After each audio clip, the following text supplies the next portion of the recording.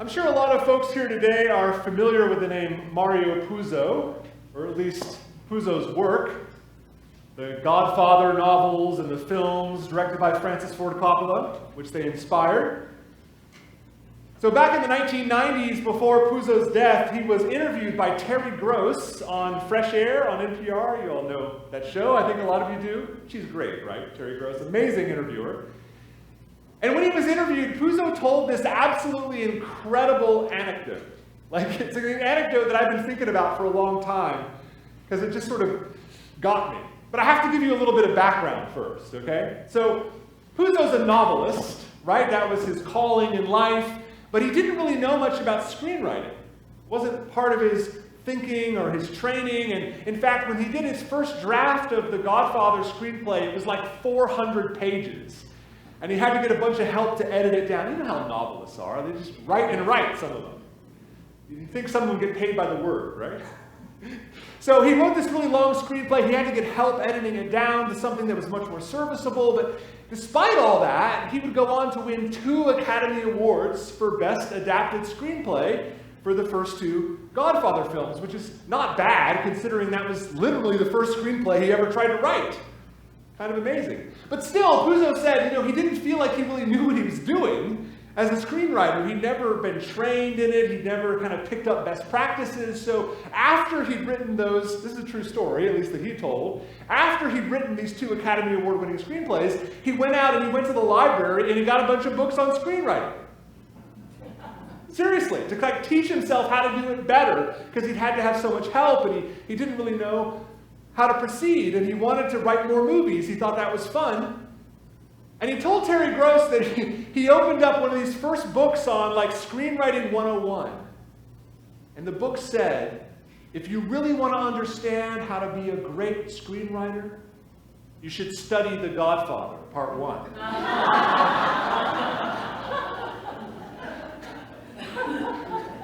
Mario Puzo wanted to learn to be a better screenwriter, and the advice he got was to study Mario Puzo. I love that. I don't know, some people have a natural talent for things, right? It just seems to be that way. Have you ever known somebody like that? Have you ever known somebody who just seemed to not have to work as hard at everything because they just naturally had a talent, they just excelled at their calling? I've been in classes before where I felt like I had to claw and struggle for every point of the grade that I would get. And then there was somebody else who would just finish all the work in half the time and say, teacher, can I have extra credit? Those kind of folks. That always made me kind of jealous. But what about spiritual talents? Do you think there is such a thing? Do we think that some people are inherently better at the work of prayer, for example, or at missionary work, or at communing with the divine? Do we think that some people have a spiritual power that others don't? Maybe. What do you think? I ask because today we recognize the Feast of the Apostles, a day that we set aside to remember our patron saints. That's a plural word for us. Because other churches have a single patron, such as St. Mary or St. John, and others might have a particular event in the life of Jesus that the church is named for, such as the Ascension or the Transfiguration. Other churches have a theological term they're named for, like the Trinity. Trinity Church is a really common one in Anglican churches, for example. This church just had to be different. Just had to be different. And so this church is named for not one apostle, but all of them. And because of that, we don't celebrate the Feast of St. Matthew or St. Thomas as a standalone feast day, but instead we've made a feast day to recognize the whole group. But who were these apostles exactly? The Greek word apostolos means one who is sent. A good synonym would be something like emissary or ambassador. A person sent to represent someone else or some other group that they're speaking on behalf of. And the original apostles were Jesus' closest followers and disciples, a group usually known as the 12, who were famously commissioned by Jesus himself to spread the good news of a loving God. And we heard one account of that in today's gospel reading, of course, the one that we just heard from Luke. However, it's also important to note that other people were called apostles in the early church. St. Paul, quite famously, was late to catch on to things and spent much of his early career attacking the church. But then he claimed the title of apostle later on. St. Mary Magdalene has often been called an apostle. And in her case, an apostle to the apostles, because she was the first to see and believe in the resurrection, while the others were a lot slower on the uptake. In the letter to the Romans, Paul refers to a husband and wife missionary team as being prominent among the apostles because of their work on behalf of the gospel, which implies that in Paul's lifetime there was a larger group of apostles than just the 12, and some of them were even women.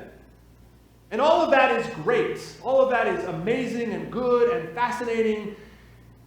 But as a whole, I think we tend to see the apostles in a particular way, like filtered through a lens of medieval iconography and church ritual and sometimes even calcified traditions. For much of my life, when I thought of the apostles, I didn't imagine normal, regular people at all. I imagined holier-than-life icons, people with halos around their head and long flowing robes, Take all the baggage we have about the saints and multiply it by 10, and you get apostles, right? They're like super saints who possess a unique, special connection to the divine in a way that I would never be able to experience, right? No. I think that's totally wrong, actually. I think that opinion is completely wrong.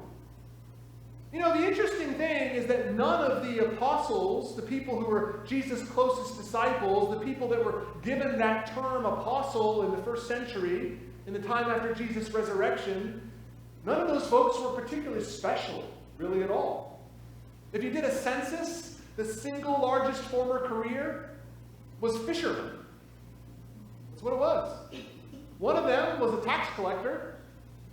One of them was a Pharisee.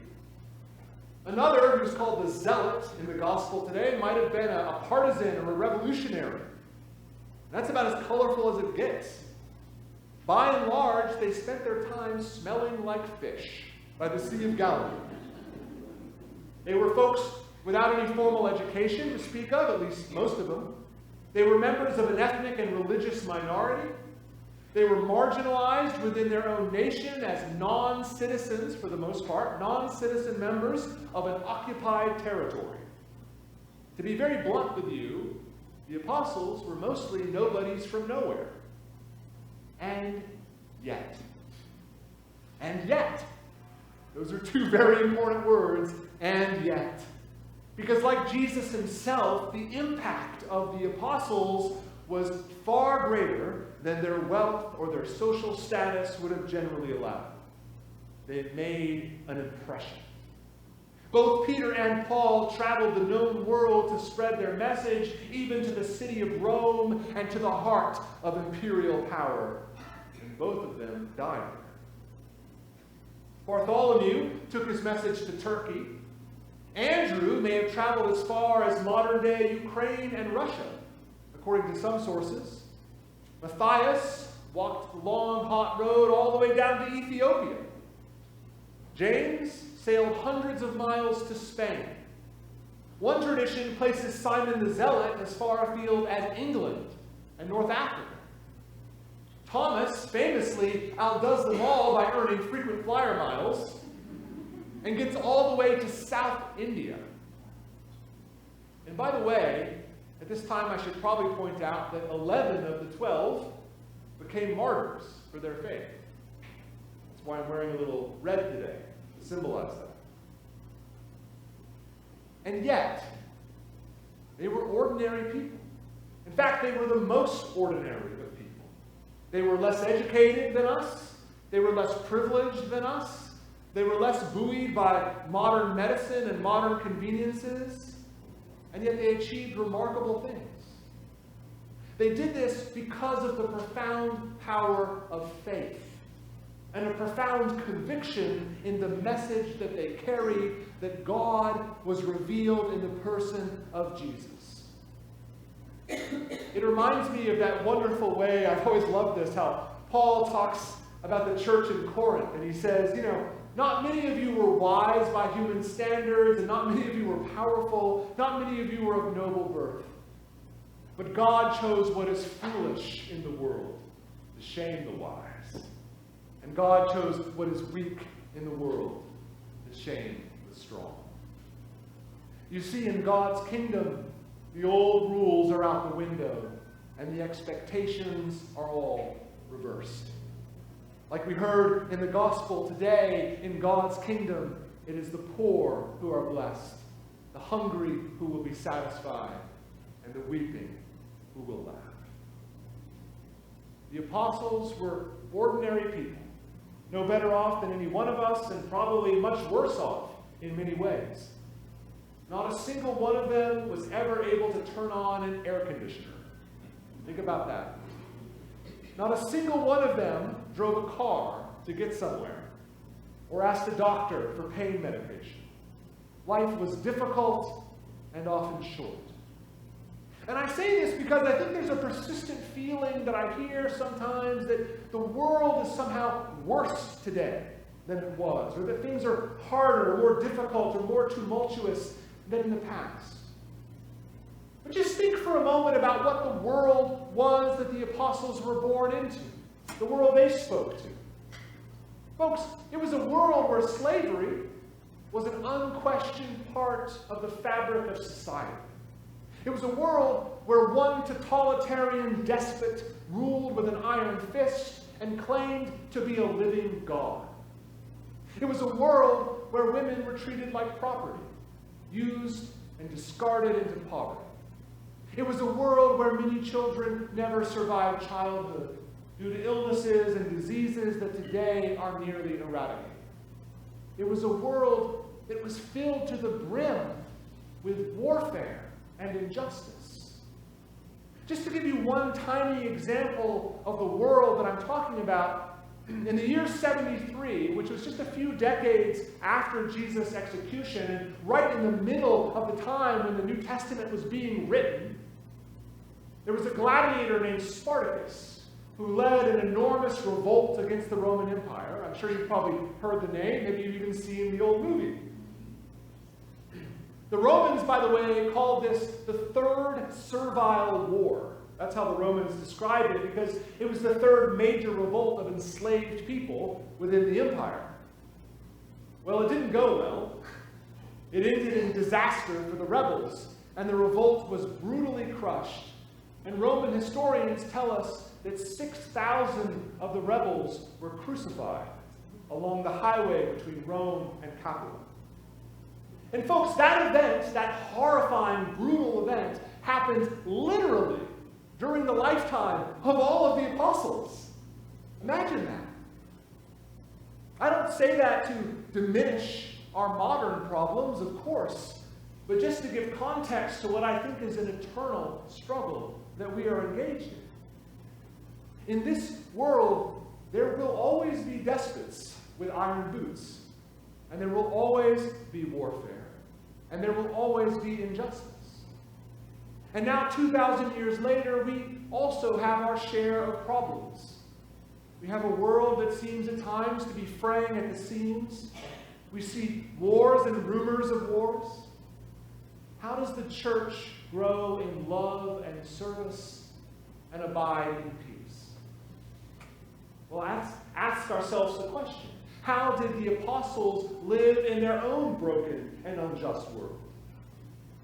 I believe it was through faith and the hope that faith engenders. Today in the prophet Isaiah, there's a vision of another kind of world than the one we live in. A new world. It was an ancient prophecy even in the time of the first apostles. They shall beat their swords into plowshares, the prophet said, and their spears into pruning hooks. Nation shall not lift up sword against nation, neither shall they learn war anymore.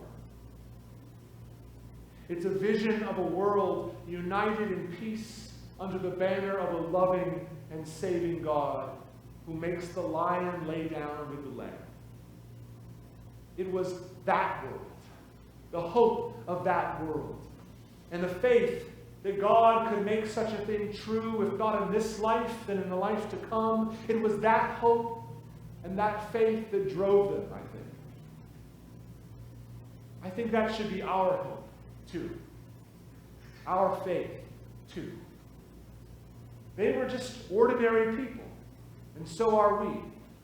Their world was broken, and so is ours.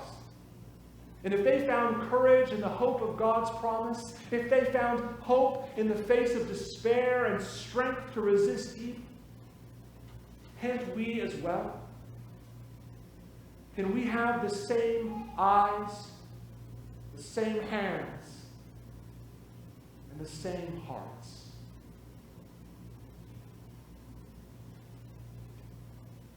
So let our prayer be. Holy One, we ask you in the midst of turmoil and strife to give your people hope and faith in a greater kingdom, a kingdom that you build through Jesus Christ, the kingdom of God. In your holy name, amen.